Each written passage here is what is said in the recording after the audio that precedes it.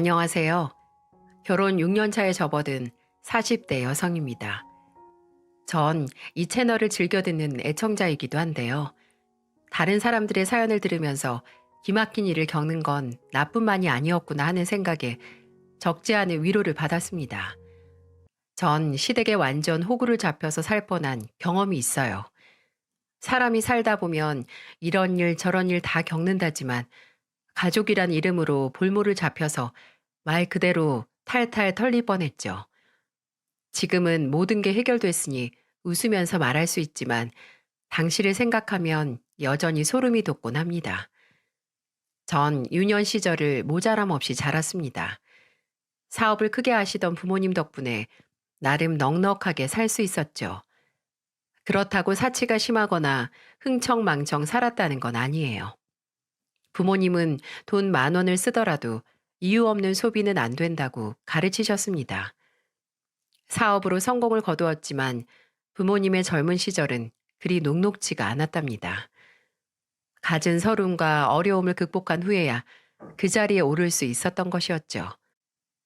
그래서 더더욱 제게 돈에 대한 무서움을 가르치셨던 것 같아요.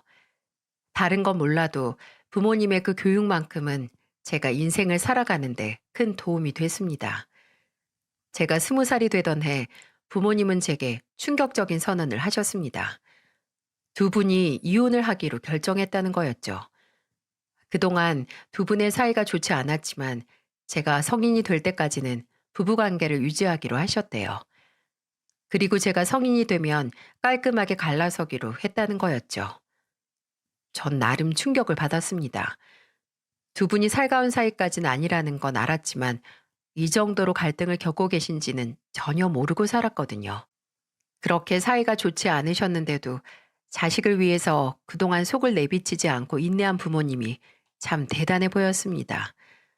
자식 입장에서야 두 분이 행복하게 살았으면 하는 바람이 있지만 두 분이 그렇지 않다는데 별 수 있나요?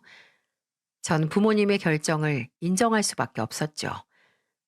그렇게 부모님은 합의 이혼에 이르렀고 재산도 깔끔하게 분할해서 따로 사셨어요. 엄마는 아빠 이혼을 한 다음 해에 새로운 사람을 만나서 따로 살림을 차리셨고 아빠는 아빠가 소유한 건물에서 혼자 사셨습니다. 전 두 분이 이혼을 하자마자 오피스텔에 나와 따로 살았고요. 그렇게 우리 가족은 해체가 됐고 몇 년간 뿔뿔이 흩어져 살았습니다. 물론 가끔 엄마 아빠를 만나서 사는 얘기도 하고 그랬지만 어릴 적 화목했던 가정은 아득한 옛날 이야기처럼 이제 다시 꿈꿀 수가 없었습니다. 그리고 아버지는 급성 췌장암으로 쓸쓸히 세상을 뜨고 마셨고요. 제가 결혼에 대한 회의적인 생각을 가진 건 아마 그때부터였을 겁니다. 사람 인생 어떻게 될지 한 치 앞도 모르는데 사랑했던 사람을 미워하면서 살 거라면 애초부터 결혼을 아예 하지 않는 게 낫다는 생각을 가지게 된 거였죠. 전 아버지가 유산으로 남겨주신 5층짜리 건물을 관리하면서 살았습니다. 물론 영어 강사라는 본업도 있었지만 남들이 흔히 말하는 조물주 위에 건물주를 이른 나이에 하게 된 셈이었어요. 제법 규모가 큰 건물이어서 매달 들어오는 수입도 꽤 괜찮았고요. 거기에다 본업에도 소홀하지 않고 열심히 살았으니까 나름 나쁘지 않은 인생을 꾸려가고 있었습니다. 제가 소유한 건물 1층에는 유명 브랜드 카페가 자리하고 있었는데요. 아는 언니가 운영하고 있는 곳이라서 자주 들러 시간을 보내곤 했죠. 그 남자를 처음 만난 건 그 카페에서였습니다. 언니 카페에다 커피 원두를 공급하는 회사의 직원이었죠. 카페에서 몇 번 마주쳐서 그 사람의 잘생긴 얼굴을 기억하고 있었어요. 진한 눈썹에 콧날이 오똑 서 있는 게 꼭 영화배우처럼 생겼더라고요. 어떻게 하다가 언니 소개로 그 남자와 합석을 하게 됐는데 외모는 물론 목소리도 성우처럼 멋있고 하나하나 세심하게 행동하는 매너도 너무 좋은 겁니다. 한눈에 반했다는 표현이 좀 그렇긴 하지만 가슴이 뛸 정도로 매력적인 남자였어요. 그런 제 마음을 눈치챘는지 언니가 은근슬쩍 그 남자와 엮더라고요. 술, 담배도 하지 않았고 성실함에 몸에 배어 있는 사람이라 회사에서도 꽤 인정을 받는답니다. 언니에게 그런 말을 들으니까 더욱 호감이 가더라고요. 그리고 언니의 적극적인 중매로 그 남자와 소개팅을 하게 됐어요. 비록 저보다 3살 연하였지만 단둘이 시간을 두고 만나보니까 제가 생각했던 것보다 훨씬 더 좋은 사람이라는 걸 알 수 있었죠. 결혼에 회의적이었던 제 생각이 바뀌는 순간이었습니다. 이런 남자라면 행복한 미래를 꿈꿔도 될 것 같다는 생각이 들더군요. 오래지 않아 그 남자와 연인 사이로 발전을 했고 2년간의 열애 끝에 결혼을 하게 됐습니다. 시댁 식구들도 절 무척 살갑게 대해주며 기쁘게 맞이해 주셨고요. 시댁엔 시어머니와 시누이가 함께 살고 있었어요. 시아버지는 일찍 돌아가셨고요. 시어머니는 집안에 복덩이 며느리가 들어왔다며 절 엄청 귀하게 여겨주셨죠. 제 눈에는 시댁 식구들도 남편만큼 좋은 사람들 같았습니다. 전 그렇게 아무 문제 없이 행복한 신혼생활을 즐기고 있었답니다. 그런데 올케네 건물이 5층짜리라고 했지? 그럼 점포가 몇 개나 나와? 공실 없이 꽉 차면 한 15개 정도 나와요. 어머, 15개? 대박이네. 그 동네 요새 젊은 사람들한테 엄청 인기가 많은 곳이잖아. 그런 데는 월세도 꽤 비쌀 텐데 들어오는 수입이 어마어마하겠네. 아니에요, 아가씨. 그만큼 나가는 돈도 많아서 그 정도는 아니에요. 그래서 저 아직까지 학원 나가서 수업도 하잖아요. 에이, 그거야 올케가 취미로 하는 거겠지. 아무튼 난 올케가 너무 부럽다. 부모 잘 만나서 건물주도 되고. 주책 없는 신우이의 말에 불편했던 적이 많았어요. 솔직히 제 환경이 남들한테는 부러움의 대상이 맞을지도 모르지만 그래도 노골적으로 묻는 통에 진땀을 뺀 적이 한두 번이 아니었거든요. 사실 제가 결혼을 한다고 했을 때 주위에선 곱지 않은 눈초리로 보기도 했죠. 돈으로 잘생긴 연하남을 만난다고 말입니다. 제가 건물주이기 때문에 남자가 저랑 결혼을 하는 거라고 편견 어린 시선도 자주 맞닥뜨려야 했죠. 그런데 사실 남편은 제가 건물을 가지고 있다는 걸 결혼 직전에 알았습니다. 그전에는 그냥 평범한 영어 강사인 줄로만 알고 있었죠. 일부러 말하지 않았어요. 이 남자와의 사랑이 정말 진솔한 것인지 알고 싶었거든요. 남편은 제가 건물주라는 사실을 알고도 별다른 반응을 하지 않았습니다. 그저 하는 얘기라곤 노후 걱정하지 않고 정년 퇴직할 수 있겠네 정도였어요. 제가 건물주든 아니든 달라질 게 없다는 남편의 말에 크게 감동을 했죠. 하지만 시댁 식구들은 남편과 좀 달랐던 모양이었어요. 제가 건물주라는 사실이 알려지자 시어머니도 시누이도 절 대하는 태도 자체가 달라지긴 했어요. 제가 유명한 영어 강사인 줄로만 아셨을 때도 환대를 해주셨는데 건물까지 있다고 하니까 더 극진하게 대접해 주셨거든요. 뭐 그렇다고 해도 제겐 큰 의미가 있던 건 아니었습니다. 절 어떻게 생각하든 제가 달라지는 건 아니었으니까요. 그런 제 생각과 달리 일이 좀 이상하게 꼬이기 시작한 건 아주 우연한 계기에서부터 시작됐어요. 어느 날 시어머니에게서 걸려온 전화를 받았는데 어머니가 이런 말씀을 하시더라고요.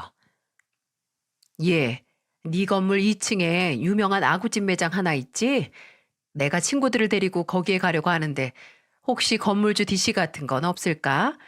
우리 며느리가 가진 건물이라고 자랑을 좀 하고 싶은데 체면상 내가 계산을 해야 할 것 같아서 말이야. 아, 그래요, 어머니? 근데 건물주 DC 같은 건 당연히 없죠. 그런데 친구분들이랑 편하게 식사하세요. 제가 사장님한테 말씀드려서 나중에 따로 계산할게요. 아이고, 그래 줄래? 그럼 내 체면이 훨씬 더 살지. 고맙다, 얘. 고맙기는요. 언제든지 오셔서 식사하세요. 어머니 밥 한번 사드린다고 생각하면 아무 일도 아니었습니다. 친구분들에게 자랑을 하고 싶어서 일부러 제 건물을 찾아오신 어머니 체면도 살려드릴 겸 말이죠. 어머니가 즐겁게 모임을 마치고 돌아가셨는데 나중에 계산을 해보니까 식사값이 40만 원 정도 나왔더라고요. 살짝 많이 나왔다는 생각을 좀 했는데요. 시어머니 기분 좋으라고 하는 일이니까 기꺼운 마음으로 식사값을 지불했습니다. 그런데 그렇게 한 번 식사를 사드린 일이 시어머니한테는 어떤 특권처럼 느껴지셨나 봐요. 그 후로도 시어머니가 또 친구분들이랑 식사를 하러 오시더라고요. 이번엔 아구찜이 아니라 건물의 입점해 있는 고급 중식당을 이용하셨어요. 가까운 거리도 아닌데 굳이 그곳을 모임 장소로 예약을 해두시곤 제게 또 전화를 하시는 거죠. 나다. 오늘 친구들이랑 모임이 있는데 너희 건물에 있는 중식당에서 하려고. 지난번처럼 괜찮지? 아, 그래요, 어머니? 네, 알겠어요. 제가 사장님한테 따로 말씀을 드릴 테니까 맛있게 드세요. 그래, 매번 고맙다. 어머님의 두 번째 모임 때는 좀 의아했습니다. 아무리 며느리 건물이라지만 식사를 공짜로 먹는 것도 아닌데 굳이 이곳까지 오셔서 친구분들한테 생색을 내신다는 게 언뜻 이해가 되지 않았죠. 그래도 어쩌겠습니까? 그런 불편한 속마음을 시어머니께 내색할 수는 없으니까 그냥 사드린다고 생각하고 말았죠. 중식당 식사값도 수십만 원이 나왔더라고요. 씁쓸한 마음이 들긴 했지만 그러려니 하고 넘어갔습니다. 그런데요, 대체 어머님은 모임을 몇 개나 가지고 계신지 한 달에 한두 번은 꼭 이런 비슷한 일이 벌어지는 거예요. 건물에 들어가 있는 음식점이란 음식점은 다 들리신 것 같아요. 거기에다 아는 언니가 운영하는 카페도 들러서 후식까지 드시며 꼭 마무리를 하고 가셨죠. 비슷한 일이 반복되니까 스트레스가 좀 오더라고요. 시어머니한테 밥을 사는 일이야 몇 번이든 할 수 있었지만 마치 이것이 당연한 것처럼 행동하시는 게 불편한 마음이 들더라고요. 전 카페를 운영하는 언니한테서 이런 말까지 들어야 했습니다. 얘, 너희 시어머니 너무 하시는 거 아니니? 내가 말씀하시는 거 가만히 들어보니까 우리 며느리 카페나 다름없으니까 마음껏 먹으라고 큰 소리를 뻥뻥 치시더라. 나야 팔아서 좋지만 썩 보기는 좋지 않더라고. 건물주 며느리가 무슨 호구니? 언니 말을 들으니 제 마음이 더 무거워졌어요. 전 그저 순수한 호의였는데 시어머니한테는 권리처럼 여겨지는 것 같아서 말입니다. 하지만 이런 이야기를 어떻게 꺼내야 할지 망설여지더라고요. 그렇게 속으로 끙끙 앓고 있었는데 이젠 시누이까지 시어머니랑 똑같은 행동을 하는 게 아니겠어요? 올케, 난데 나 친구랑 올케네 건물 구경하러 왔거든. 그런데 여기 되게 유명한 스파샵이 있더라. 나 여기 좀 이용해도 되나? 너무나 뻔뻔한 시누이의 태도에 기가 막히더라고요. 가뜩이나 시어머니 때문에 스트레스를 받고 있었는데 시누이까지 이렇게 속을 긁으니까 감정이 좀 올라오는 겁니다. 그래서 이렇게 답을 했죠. 네? 당연히 이용하셔도 되긴 하는데 돈을 지불하셔야죠. 어? 돈을 내라고? 아니, 올케가 여기 건물주인데 꼭 내가 돈을 내야 돼? 네? 아니, 아가씨, 그게 무슨 말이에요? 제가 건물주인 거랑 스파 이용료 내는 거랑 무슨 상관이에요? 저도 다 돈 주고 사 먹고 그래요.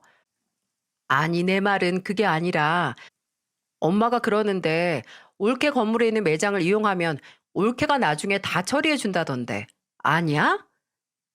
신우이의 목소리에서 짜증이 배어 나왔어요. 당연히 제가 처리를 해준다고 생각했는데 다른 대답이 나오니까 신경질이 나는 모양이었어요.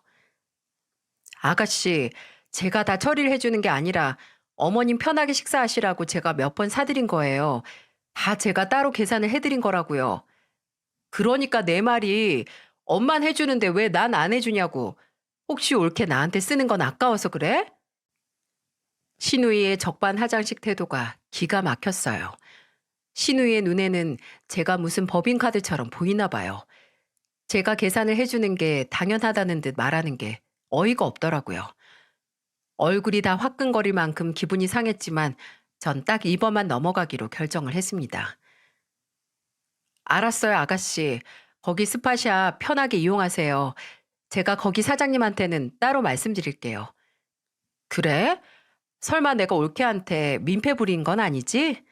네, 아니에요. 알았어. 올케 고마워. 신우이가 금세 목소리를 바꾸며 전화를 끊습니다.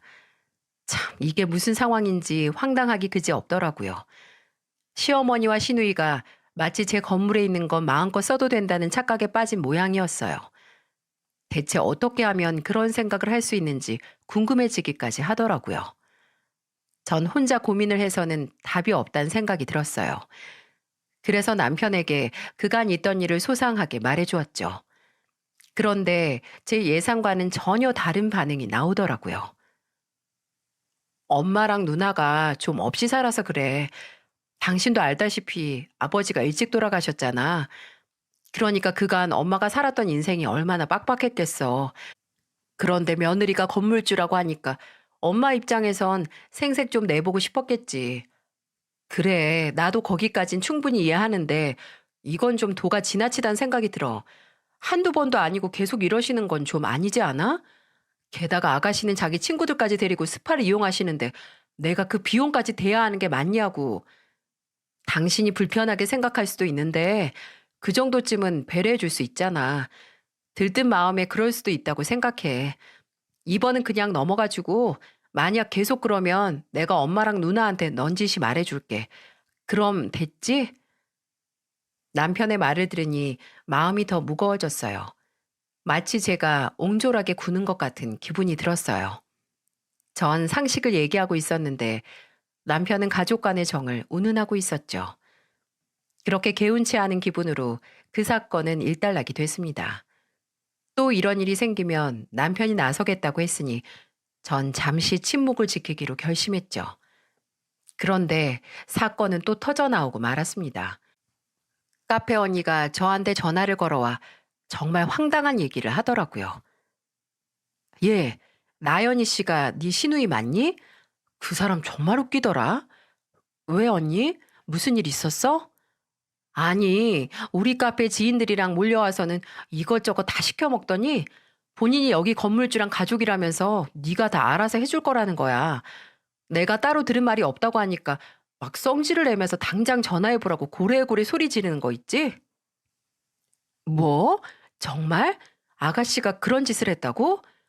말도 마. 네 시어머니도 그렇고 신우도 그렇고 왜 그렇게 생겨먹었다니? 아유, 정말 속상해서 원. 알았어, 언니. 내가 대신 사과할게. 마음 풀어. 몰라, 얘. 암튼 나중에 따로 만나서 얘기해. 이게 무슨 날벼락 같은 소린지. 신우가 카페에서 건물주 운운하며 갑질을 했다는 겁니다. 이게 말이나 되는 얘긴가요? 전 화가 난 마음을 꾹 참고 신우에게 전화를 걸었죠. 올케. 그렇지 않아도 내가 전화하려고 했는데 올케네 건물에 큰 카페 하나 있지? 거기 아주 못 쓰겠더라. 내 생각엔 다음번 재계약 때는 거기랑 계약을 하지 않는 게 좋겠어. 아가씨, 혹시 거기서 아가씨가 건물주 가족이라고 계산 따로 할 거라고 그랬다면서요? 그 말이 맞아요? 그래. 내가 그랬는데 그 여사장이 그런 말 들은 적 없다고 눈 똑바로 쳐다보면서 아주 쌀쌀맞게 구는 거 있지? 참, 나 기가 막혀서 어디 세입자 주제에 콧대가 그렇게 높은지 정말 안 되겠지 올게? 그 집 계약 기간이 얼마나 남았어? 내 생각엔 그 집은 얼른 빼는 게 좋겠어. 아가씨, 아가씨가 그게 무슨 상관이에요? 뭐라고? 왜 아가씨가 제 건물에서 제 소중한 세입자 분들에게 갑질을 하시냐고요? 아니, 옳게. 무슨 말을 그렇게 해? 그럼 내가 경우 없는 세입자한테 그 정도 말도 못해? 네, 못하세요. 하셔도 안 되고요. 그리고 말이 나와서 드리는 말씀인데 자꾸 제 건물에 와서 마음대로 먹고 노시는 거 좀 무례하신 것 같아요. 제가 한두 번쯤은 그렇다 치고 넘어갔는데 상식적으로 좀 아니란 생각 하지 않으세요? 아가씨가 돈 안 내고 노시면 그 돈을 누가 다 내겠어요? 전부 제 지갑에서 나오는 거잖아요. 제가 아가씨한테 그렇게까지 해야 돼요? 옳게. 지금 가족끼리 뭐 하자는 거야? 돈 좀 번다고 유세 떠는 거야? 아니, 그렇게 마음에 들지 않았으면 진작 얘기를 하지. 왜 이제 와서 사람 거지 취급이야? 알았어. 다시는 올케네 건물에 오지 않을 테니까 걱정하지 마. 사람이 경우라는 게 있어야지. 아무리 그래도 이건 아니죠. 전 작심하고 신우이에게 싫은 소리를 했습니다. 기분이 나빠진 신우이가 냉정하게 전화를 끊습니다. 뒷일이 좀 걱정되긴 했지만 속은 정말 시원하더라고요. 이제 철없는 시누이가 정신을 좀 차리길 바라며 집으로 돌아왔습니다. 그리고 퇴근한 남편에게 이 사실을 말했죠. 그러자 남편의 표정이 딱딱하게 굳더라고요. 그렇다고 누나한테 그렇게 심하게 얘기하면 어떡해. 누나가 기분이 업돼서 좀 오버한 것 같은데 한 번쯤은 넘어가 줄 수 있잖아. 당신은 그 정도 이해심도 없어? 뭐? 그럼 내가 잘못했다는 거야? 아가씨가 건물주 행세를 하는데 그 꼴을 그냥 가만히 보고만 있으라고? 내가 지난번에도 말했잖아. 우리 집에 하도 없이 살아서 일종의 신분 상승 같은 기분을 내는 거라고. 당신은 돈 많은 집에서 태어나서 잘 모르겠지만 우리한테는 그런 게 좀 있다고. 그런 걸 가지고 따져 물으면 누나 입장이 뭐가 돼? 당신 말 참 이상하게 한다. 이건 돈이 있고 없고의 문제가 아니라 그냥 상식 문제 아니야? 설령 아가씨가 진짜 건물주라고 해도 세입자한테 그런 식으로 해도 돼? 그걸 지적한 게 그렇게 잘못한 일이야? 됐다, 그만하자. 당신 이랬다는 거 알면 엄마가 퍽도 좋아하시겠다. 당신 하도 잘나서 못 사는 사람 마음을 도저히 이해하지 못하겠지? 그러니까 그만하자. 남편의 태도에 화가 나더군요. 남편은 시어머니나 시누이의 아나무인격 태도를 넓은 아량으로 봐줘야 한다는 겁니다. 전 금수저로 태어나서 절대 이해하지 못할 거라면서요. 아니요. 전 남편의 말에 동의할 수가 없었어요. 돈이 많은 것과 사람을 무시하는 건 전혀 별개의 문제죠. 아무리 돈이 많다고 해도 사람한테 함부로 대하면 안 되는 겁니다. 이런 기본적인 상식을 설명해 줘야 한다는 게 답답했어요. 하지만 남편은 그저 제가 가족들한테 돈 있는 유세를 떤다며 귀를 막아버리더라고요. 너무나 억울했지만 대화가 통하질 않으니 별 수가 없었죠. 그런데 문제는 또 있었어요. 시누이가 시어머니한테 이르기라도 한 건지 시어머니가 연락도 없이 저희 집에 찾아오셨더라고요. 어머, 어머니, 연락도 없이 웬일이세요? 우리 잘난 며느리랑 내 얘기 좀 하려고 왔다. 아, 그래요? 이리 들어오세요. 시어머니의 못마땅하다는 표정을 보니까 시누이랑 있었던 일 때문이 확실합니다. 아니나 다를까 시어머니는 소파에 앉자마자 절 잡기 시작하시더군요. 아니, 넌 평소에 네 시누를 어떻게 생각했길래 시누이를 그렇게 무시하니? 네? 무시하긴요. 제가 언제 아가씨를 무시했다고 그러세요? 네가 시누이한테 갑질하고 다니지 말라면서 훈계를 했다며. 네 시누이가 너보다 촌수도 위지만 4살이나 더 많은 사람이다. 아무리 네가 돈이 많다고 하지만 어떻게 윗사람을 그런 식으로 대할 수 있냐는 말이야. 어머니, 왜 그러시는지 잘 알겠는데요. 그건 오해세요. 아가씨가 저희 건물 커피숍 사장님한테 함부로 대해서 제가 그러지 말라고 말씀을 드린 것뿐이라고요. 아니, 그게 무시하는 거랑 뭐가 달라? 너 돈 좀 있다고 그렇게 유세 떠는 거 아니다. 이러다가 나한테도 뭐라고 할 거 아니냐? 저 유세 안 떨었어요. 그렇게 말씀하시면 제가 서운해요. 네가 네 신우를 이렇게 무시하는데 평소에 동훈이를 얼마나 얕잡아 보고 살겠니? 안 봐도 내 뻔하다 뻔해. 내가 그 말을 듣고 얼마나 분통이 터지던지. 복덩이 며느리가 들어왔다고 우리가 얼마나 좋아했는지 너도 알지? 우리 가족 중에 큰 건물을 가지고 있다는 게 기쁘고 좋아서 그거 기분 좀 낸 것 가지고 그렇게 도끼 눈을 뜨면 어디 기죽어서 살겠니? 입이 있으면 어디 한번 말 좀 해봐라. 시어머니가 작심한 듯 독설을 쏟아내시는데 기도 막히고 코도 막히고 말문도 막히더군요. 이런 상황에서 무슨 말을 해봤자 먹히기나 하겠습니까? 이빨도 안 들어갈 일을 가지고 괜한 헛심을 쓸 필요는 없다는 생각이 들더군요. 그래서 그냥 고개를 수그리고 죄송하다고 말씀을 드렸어요. 그쪽 카페 사장님이 저랑 친한 언니 사이여서 서로 오해가 좀 생긴 것 같다는 말로 마무리를 지었죠. 그 뒤로도 어머님은 일장연설을 하시고 난 뒤 돌아가셨습니다. 가진 말을 다 들었지만 여기에다 전부 다 풀어놓기는 민망한 수준이고요. 결론적으로 다신 잘난 척 하지 말고 시댁 식구들을 잘 떠받들라는 말로 요약할 수 있겠네요. 한통속이 된 시누이 시어머니뿐만 아니라 남편까지 제게 등을 돌리니까 진짜 억울하더라고요. 가족들에게 전 건물주 노릇을 톡톡히 하는 기고만장한 며느리가 되어 있었죠. 억울함이야 말할 수 없을 정도로 컸지만 나 하나 참고 넘어가면 된다는 생각에 화를 꿀꺽 삼켰어요. 시간이 지나면 가족들의 오해도 다 풀릴 거라고 생각했죠. 그래서 그 일은 참고 넘겼습니다. 하지만 그게 화근이었을까요? 시어머니의 요구는 상식 수준을 넘어가기 시작했어요. 매달 50만 원씩 드리던 용돈을 100만 원까지 달라고 하시질 않나. TV에서 무슨 등산복이 예뻐 보인다며 노골적으로 그걸 사달라고 하질 않나. 어디 그뿐인가요? 음식물 쓰레기 때문에 초파리가 날린다며 홈쇼핑에 나온 음식물 쓰레기 처리기를 덜컥 주문하시고는 저보고 결제를 하라고 하신 적도 있었죠. 이게 당해보지 않은 사람은 절대 이해하지 못할 겁니다. 마음에서 우러나서 해드리는 효도랑 강제로 삥 뜯기듯 하는 효도의 기분은 완전 천지차이죠. 솔직히 시어머니의 가진 요구를 경제적으로 감당하지 못할 수준은 아니었습니다. 하지만 정신적 스트레스는 상상을 초월했죠.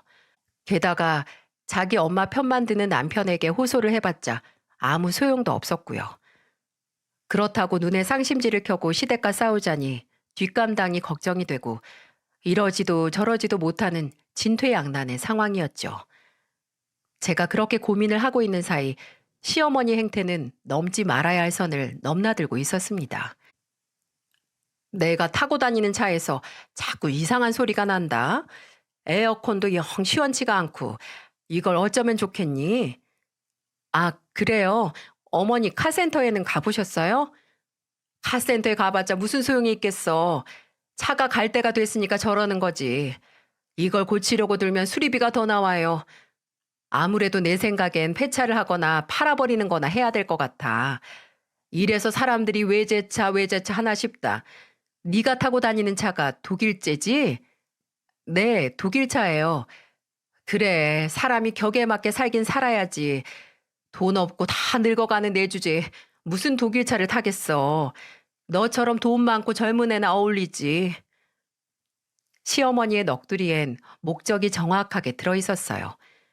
이제 하도 그런 말을 들어서 시어머니가 뭘 원하시는지 금방 파악이 되더군요.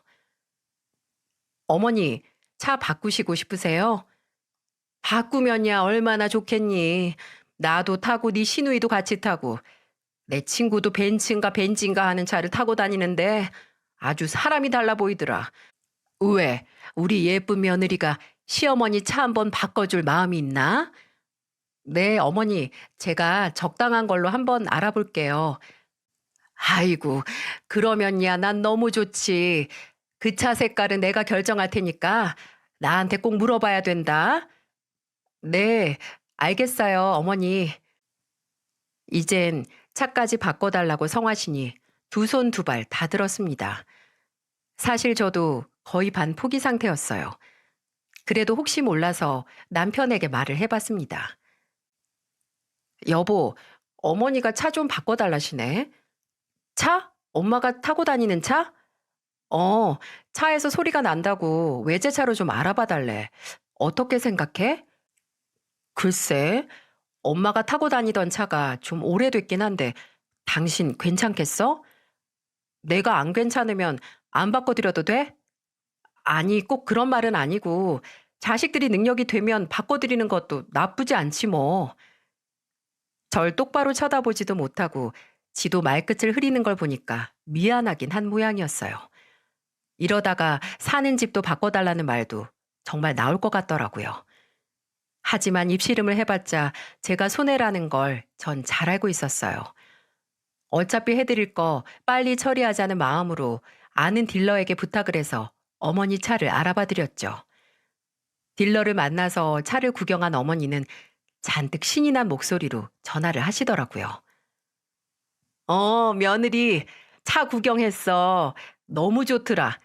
역시 차는 독일차가 최고인 것 같더라고. 딜러가 추천해주는 차로 하면 좋겠어. 딜러가 너랑 따로 통화한다더라. 그런데 견적이 꽤 나오더라고. 혹시 너무 무리하는 건 아니니? 아니에요. 괜찮아요, 어머니. 그래, 너무 고마워, 며느리. 아, 그리고 내일 너희 시아버지 제사잖니? 내가 내일 저녁에 우리 며느리 좋아하는 불고기도 해둘 테니까 늦지 말고 와라. 알았지? 네, 알겠습니다. 언뜻 들어도 어머니의 기분은 날아갈 듯 좋아 보였어요. 전 점점 지쳐만 가는데 이게 무슨 짓인가 싶더라고요. 제가 희생하면 온 가족이 행복하다는 게 모순처럼 느껴졌어요. 제가 불행한데 가족의 행복이 무슨 소용이 있겠습니까? 그렇다면 전 가족들에게 어떤 존재인 걸까요? 이런저런 생각이 들면서 기분도 우울해지고 처지더라고요. 그런 우울한 기분을 겨우 참고 다음날 시댁에서 제사를 지냈습니다. 싱숭생숭 제사를 지내고 남은 전을 먹으려고 다시 부치고 있었는데요. 남편을 비롯한 시댁 식구들이 화기애애한 분위기 속에서 맛있게 전을 먹더라고요. 전 왠지 입맛도 없고 기운도 없어서 먹는 둥 마는 둥 하고 있었죠. 그런 저를 본 시어머니가 묻습니다. 얘, 왜 이렇게 못 먹어? 어디 아프니? 네? 글쎄요. 점심이 좀 취했나. 그냥 속이 좀 불편해서 그래요. 신경 쓰지 마시고 드세요, 어머니. 아유, 그럼 일을 어째? 우리 귀한 며느리가 아프면 안 되는데 내가 소화제라도 사다 주련? 아, 아니요, 괜찮아요. 어머니 금방 내려갈 거예요. 그래, 건강에 신경 쓰면서 다녀야지. 아프면 못 써. 시어머니가 걱정스러운 표정으로 제 등을 쓸어주세요. 물론 이게 외제차의 힘이라는 건 저도 다 알고 있었죠. 그러던 시어머니가 남편의 머리를 보면서 고개를 갸웃거리시더라고요. 그런데 동훈아, 너 언제부터 머리숱이 이렇게 많아졌니? 머리가 자랐나? 아, 나 실은 모발 이식했잖아요. 몇 달 됐어요. 어? 그 자기 뒷머리를 뽑아서 빈 곳에다가 심는 그 수술? 어머, 어머, 진짜 깜쪽 같네. 나도 말로만 들었는데 정말 괜찮구나. 시어머니가 남편의 머리를 이리저리 살피면서 감탄을 합니다. 본래 수치 적었던 남편은 큰 마음을 먹고 모발 이식 수술을 했었거든요. 생착률도 좋아서 남편도 나름 만족해하고 있었죠. 그런데 시어머니가 또 엉뚱한 말씀을 하시는 게 아니겠어요? 우리 집 내력이 원체 머리숱이 없어서 나도 고민이었거든. 나도 동훈이가 수술한 곳에서 모발 이식을 좀 받아야겠다. 이게 견적이 얼마나 나오려나? 엄마도요? 이게 심는 모발의 양마다 견적이 다르긴 한데 모발 이식하고 사후 시술까지 생각하면 한 1,000만 원은 생각해야 돼, 엄마. 1,000만 원? 아유, 뭐 생각보다 별로 안 드네. 우리 효부 며느리가 시어머니 머리쯤은 심어주겠지. 안 그러니? 시어머니가 제 얼굴을 보면서 비실비실 웃으시는데 순간 그 모습이 얼마나 꼴보기가 싫던지요. 전 순간 화산이 폭발하듯 꾹꾹 참았던 분노가 터지고 말았죠. 모발 이식이요? 이제 다 늙어서 가실 분이 모발 이식은 해서 뭐 하시게요? 그냥 대머리로 살다가 가시면 안 돼요? 제 그 한마디에 온 식구들이 눈을 동그랗게 뜨고 절 쳐다보더군요. 마치 찬물이라도 끼얹은 것처럼 분위기가 얼어붙더라고요. 너, 너 지금 그게 무슨 소리냐? 지금 그 소리 나한테 한 소리니? 네, 어머니한테 드리는 말씀이에요. 어머니, 제가 한국은행이에요? 어머니가 1,000만 원 하면 1,000만 원이 나오고 2,000만 원 하면 2,000만 원이 뚝딱 나오는 줄 아시냐고요. 사람이 정도가 있지. 외제차도 모자라서 이제 머리털까지 심어달라고요? 그게 지금 말이나 된다고 생각하세요? 아니, 얘가 뭘 잘못 먹었나? 너 지금 시어머니한테 그게 무슨 말버릇이냐? 놀란 남편도 제게 한마디를 보태더군요. 당신 미쳤어? 갑자기 왜 이래? 왜 이러긴. 당신 어머니 때문에 스트레스 받아서 그렇지. 이제 나 도저히 못 참겠어. 할 말은 하고 살래. 남편 옆에 있던 시누이가 표독스럽게 절 쏘아붙였어요. 아니, 올케가 대체 뭘 참았다고 이래? 참은 건 우리지. 올케가 그 유세를 떨면서 콧대 세우고 다닌 거 다 참아주고 봐준 게 누군데 이래? 아가씨도 제발 정신 좀 차리세요. 언제까지 그러고 사실 거예요? 부자 남자 만나서 팔자 고칠 생각하지 말고 제발 건실하게 좀 사시라고요. 뭐라고? 옳게 말 다 했어? 사람들이 제 도발에 발끈하며 눈에 쌍심지를 켭니다. 특히 시어머니는 입에 거품까지 물곤 난리를 피우시더라고요. 아이고, 네가 드디어 본색을 드러내는구나. 그동안 우리 집을 얼마나 깔보고 있었으면 그런 말이 서슴없이 나와. 너 그깟 1,000만 원이 그렇게 아까워서 이러는 거니? 그렇게 커다란 건물을 깔고 사는 너한테는 1,000만 원쯤은 푼돈이잖니. 그렇게 그 푼돈이 아까워서 이 난리를 피우는 거냐고? 네, 아까워요. 저한테는 푼돈이 아니라 열심히 노력해서 번 돈이라서 아깝다고요. 그리고 며느리를 돈으로만 보는 시어머니한테 쓰는 건 더 아깝고요. 뭐라고? 정말 인연이? 시어머니가 손가락을 세우며 달려들더니 제 머리채를 휘어잡습니다. 그리곤 욕설을 내뱉으면서 제 머리를 마구 흔들더라고요. 너 한번 죽어봐라 인연아. 이거 놓으세요. 이거 안 놔요? 전 온 힘을 다해서 시어머니를 뿌리쳤어요. 시어머니한테 머리채까지 잡히니까 정말 눈이 돌아가더군요. 전 옆에 있는 남편 머리채를 확 잡아버렸죠. 놀란 남편이 펄펄 뛰며 비명을 지릅니다. 여보, 이거 나. 이 머리가 얼마짜린데. 아! 시어머니도 자기 아들이 머리채를 잡히니까 깜짝 놀라며 손을 벌벌 떨더군요. 어머, 어머, 너 우리 아들 머리채 잡고 뭐 하는 거냐?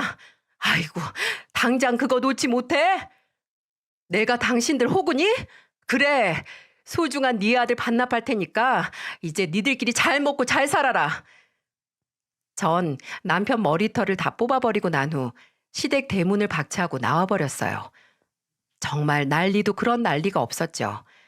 동네가 다 떠나갈 듯한 난리에 이웃들이 나와서 볼 정도였으니까요. 그런데요, 참 이상한 게 뭐였냐면요. 시댁을 나와 차로 들어가는데 이상하게 웃음이 나오더라는 겁니다. 허탈해서 그런 것 같기도 하고 속이 시원해서 그런 것 같기도 했는데요.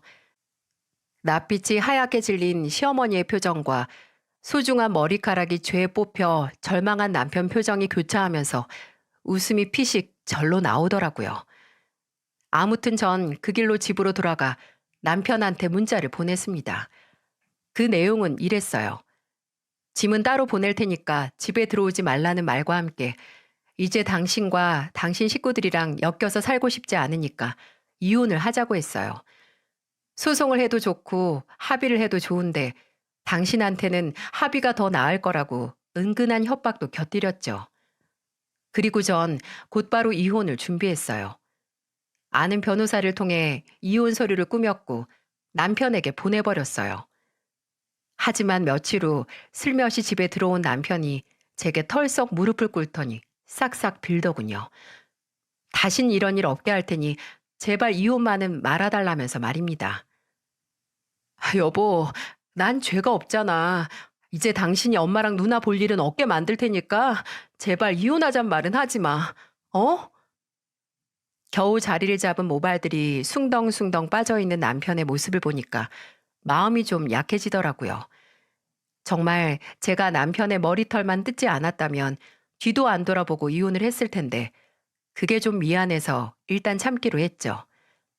그래서 이혼은 잠시 보류를 하고 남편의 장담을 한번 믿어보기로 했습니다. 남편이 시댁과 어떻게 얘기를 했는지는 몰라도 정말 시어머니와 시누이는 저에게 연락 한 번을 하지 않았습니다. 하긴 그 난리를 피웠는데도 또 뭔가를 요구한다면 사람도 아니죠. 그리고 전 시어머니에게 해주기로 한 외제차 계약을 전부 없던 일로 했습니다. 제가 부처님도 아니고 이런 마당에 외제차까지 해주게 생겼습니까? 당연히 물리는 게 맞죠. 안 그런가요? 솔직히 전 남편과 이혼을 하지 않더라도 시댁 식구들 얼굴을 다신 보고 싶지 않아요.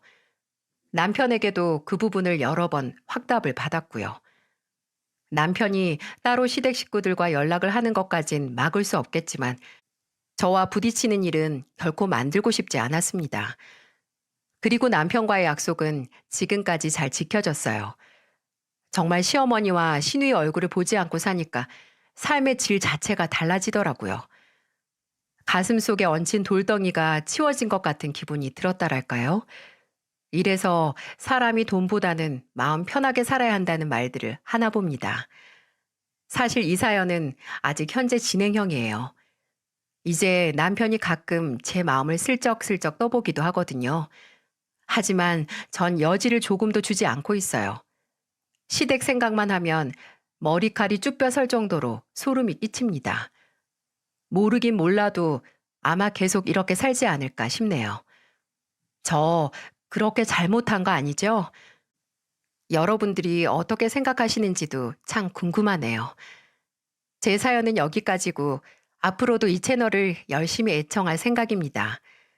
누군가 제 사연을 통해서 조금이나마 위로를 받았길 기대해 봅니다. 감사합니다.